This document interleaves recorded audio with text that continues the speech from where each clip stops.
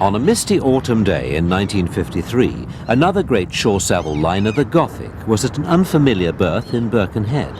She'd been chosen from all other merchant ships to carry the Queen and Prince Philip on the Royal Commonwealth tour. She was painted all white from her normal black and white, keeping only the familiar buff and black top funnel. But Gothic was still to be a working ship. Last-minute cargoes were loaded. Below decks, attention was given to the smallest detail. This desk in the Duke's day cabin once belonged to Queen Victoria. Overall, the accent was on comfort, with a pleasing blend of the old and the new. To create the right style, many pieces were brought from the former Royal Yacht Victoria and Albert. Finally, to complete the Gothic's very special conversion, there was the fitting out of the Royal Dining Saloon. The Queen and Prince Philip joined the ship in the Caribbean, just off Port Royal, meeting the ship's captain and crew before sailing towards Panama through its Great Canal, and then the long journey across the Pacific to New Zealand.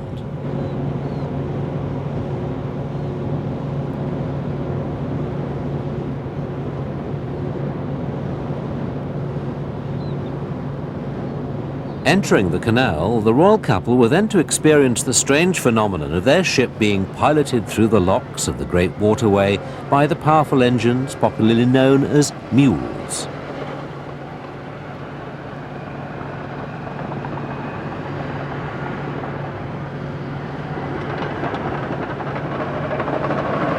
For the young monarch, this was to be one of a host of memorable events on her Commonwealth tour.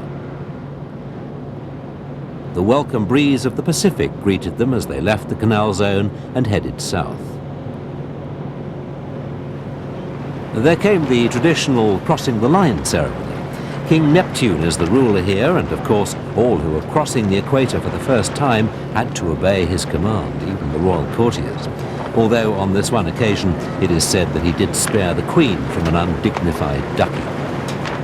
The pool was an improvised luxury. It might only have been built by the crew out of wood and canvas, but it still provided a wonderful escape from the heat, even if it was with all your clothes on.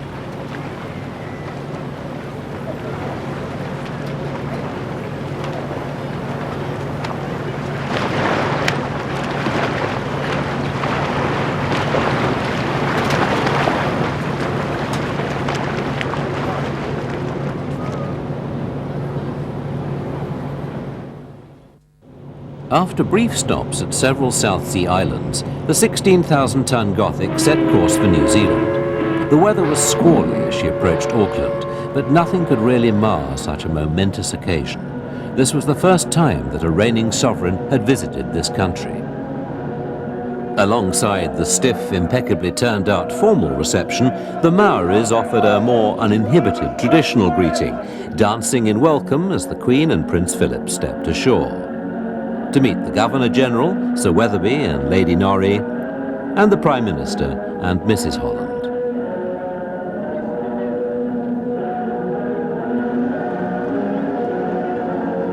In all, 39 days were spent in New Zealand, and the same warm-hearted and affectionate reception was given to the royal party everywhere that they went. In Wellington, crowds packed the streets to cheer the royal procession. When the time came to say goodbye to this beautiful country, the entire population seemed to have gathered to wave the Queen and Prince Philip bon voyage as the Gothic pulled out to sea.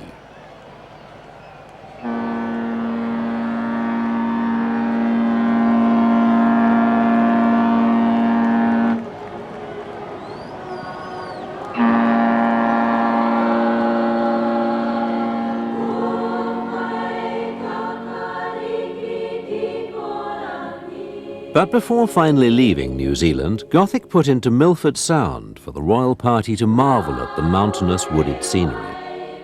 Gothic was then some 5 years old, having been built at Newcastle's Swan and Hunter yards in 1948. She normally carried only 85 first-class passengers. Her service speed was 17 knots. Throughout the voyage, she had protective company. On this leg, she was escorted by the New Zealand cruiser Black Prince. Approaching Sydney Harbour, those escort duties were unofficially taken over by the people of Sydney aboard a myriad of small boats. It was a truly magnificent spectacle as Gothic made her stately entrance, proceeding slowly towards Athol Bight.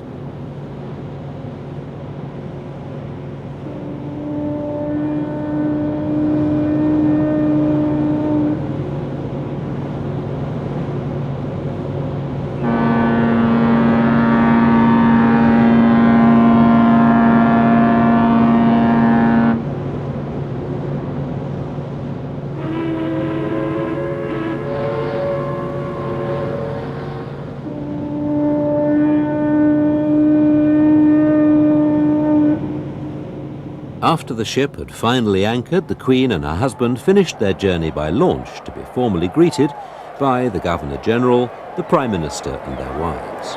And then it was time to tour some of that vast country and to meet the hundreds of thousands of people who crowded to see them everywhere they went.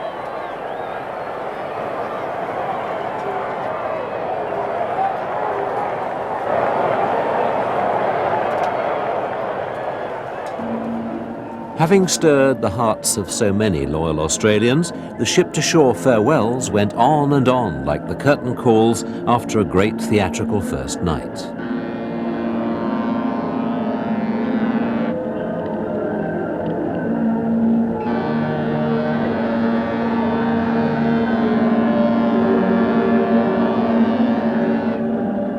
Gothic pulled away from the quayside.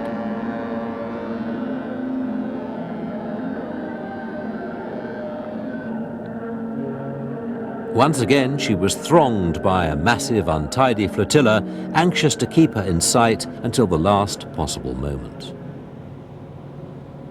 Back at sea again, there was plenty of opportunity to try one's hand at deck sports. Deck golf was a particular favourite.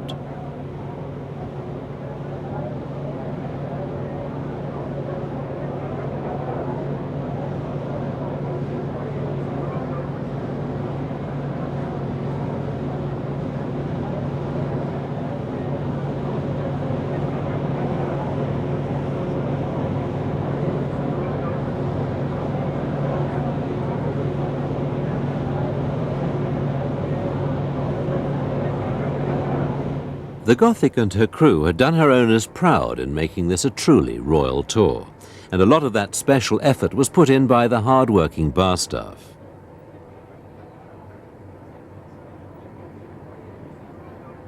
Before the royal party finally left the ship at Aden, important photographs were taken.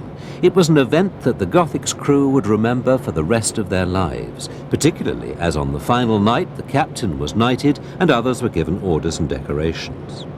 With her ultra-VIP passengers ashore, the Gothic sailed back to the UK to return to being just another regular cargo passenger liner.